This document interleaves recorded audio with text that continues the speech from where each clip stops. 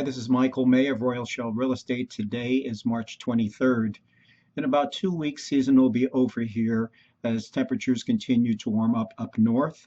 We're starting to see more and more things that you don't normally see in the rest of America. We have transporter trucks that are here to start moving people's vehicles to their original homes as season is about to end. People typically don't drive their cars north. They hire truckers to load up cars, and we'll see more and more people leaving, and it'll get quieter and quieter here for this summer. Summertime's a great time to buy here. Sellers are motivated to sell, and some sellers want to liquidate an asset so that they can move to another property. As I mentioned in some of my recent publications on LinkedIn, Facebook, and on Twitter, there's a big move nowadays to right size. Their families have left. They've gone to college and have moved on in their lives. The homes are too big as second homes, and so people are now starting to sell those to move to smaller properties. The current market here is very good, although in February we had a bit of a letdown in sales. According to my stats, Collier County, Florida here on single family homes dropped 17%. In Lee County, sales dropped 12.5%. Condos in Lee County dropped 26%. However, median prices continue to go up. In Lee County, median prices went up 12% to $216,000. In Collier, they went up 18% to $460,000.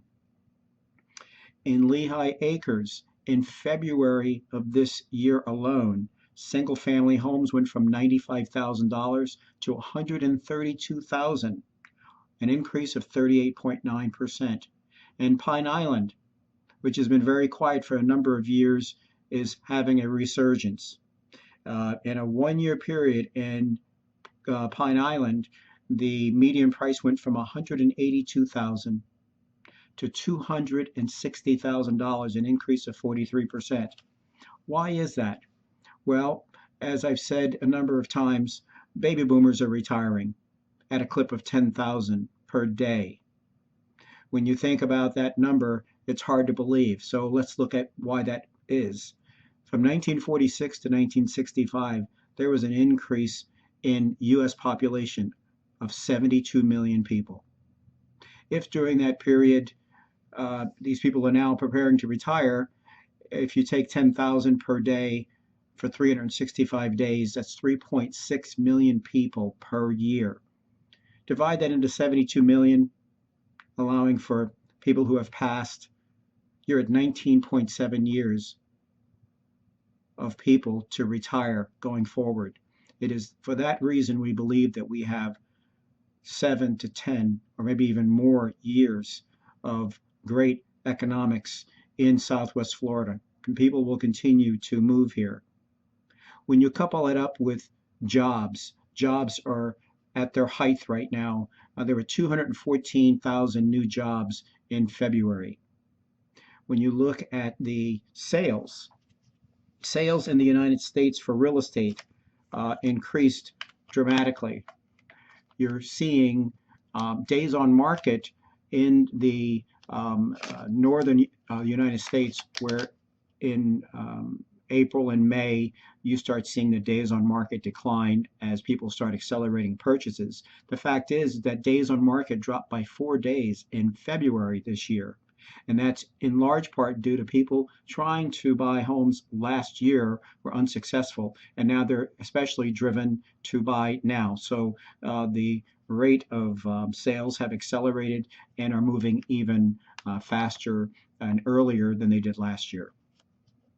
Another stat, Cape Coral has been determined to be the number 8 best place to retire in the United States. Sure, there are other cities that have ranked higher. However, those cities do not stay warm during the winter. We do not need snow shovels, and we don't have to have rock salt. We also have the Gulf of Mexico, which is warm water. And most of the places that rank higher not for the weather and not for the necessarily for the lifestyle. They rank because of the quality of our ranking is because of the quality of life that we have here, especially during the winter. The issues on Fort Myers Beach of this Grand Resorts redevelopment is a big deal. The gentleman from Minnesota has purchased $37 million worth of property along the boulevard, and he proposes putting in a seawall that would allow FEMA to permit ground level retail stores to be built, sort of like what they have in Duval Street in Key West. We are not opposed to that. However, when he talks about putting in almost 500 additional hotel rooms with a town that already has traffic problems during season, we think that that's a bit too much. He's also asking for a variance in the height of buildings to allow up to 7 or 8 stories for these new hotels. We think that's too much. It would break the ambiance that we enjoy on the island. We want to retain that. In the recent voting last Tuesday, a new mayor and vice mayor and some new council people were voted in, and I'm happy to say that they are of the view that we cannot permit that much of a variance from what the city density we wish to see, and we want to make sure that the lifestyle that we have here is not destroyed. We are receptive to getting change, but not that much.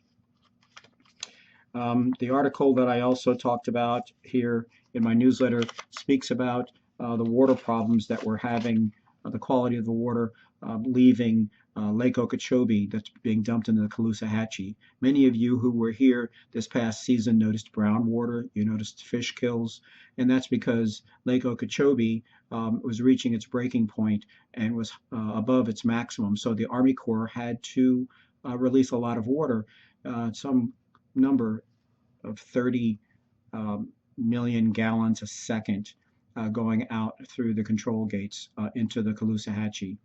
That was caused because January we had almost 2 feet of rain, something we've never experienced. We also had 6 tornadoes. So when you look at all of that, I can understand why they had all of that water and how they had to release it. My comment has been in the past that if they knew El Nino was coming, they could have opened up those gates to lower the levels in anticipation of a surge of water. One of the recent articles that I've read that I've included in here is what is the history of the Everglades and how long have we been dumping water of that volume into the Caloosahatchee. What they're showing here is we've been working towards draining the Everglades, geez, oh Pete, since the 1850s, where they've been doing land reclamation. One of the points that I've been making for many years was the reclamation of the Everglades was accelerated in the 1960s, but I actually now have read here proof of that when they're talking back about in the wake of the Bay of Pigs and when we embargoed in Cuba, we also prevented any import of sugar, which at the time Cuba was the largest producer of sugar in the world. Since the Everglades are very close climate-wise to the environment in Cuba, the U.S. Sugar Corporation was required to increase their size of their farm from 50,000 acres to 200,000 acres in response to losing the sugar that we had due to the embargo. With that, we've starved the Everglades. We've rerouted many of the estuaries to accommodate draining the land in the Everglades, and so this is why we're having a lot of the water problems, and we intend to have that turned around. I guess that's about it for me. Oh, here's another point that I read this month. First-time home buyers are having trouble in securing homes. It's a combination of tightened underwriting guidelines, which we've always known about since the financial debacle. But with good interest rates, you would hope they'd be able to afford to buy. And many of them could buy if there were enough homes available for them in the price range. In our market here, we're starting to see more and more rentals because as people can continue to come to Florida, they're finding fewer homes available in the price point. Since so many deals here are cash, it's pushing the home prices to the point where people can't afford them, which is causing rentals to go up tremendously. Cape Coral is number two in the nation, for example, in rental income increases. One of my sons is going to experience a 30% increase in rent from last year due to the scarcity of rental homes. So this is what everyone's experiencing. Anyway, this is Michael May of Royal Shell Real Estate. Please keep me in mind when you're ready to buy, or I'd appreciate a referral to someone you know who wants to buy or who wishes to sell. You can reach me at 239-949-0000. I hope you have a happy Easter, and I look forward to talking to you soon. Bye bye now.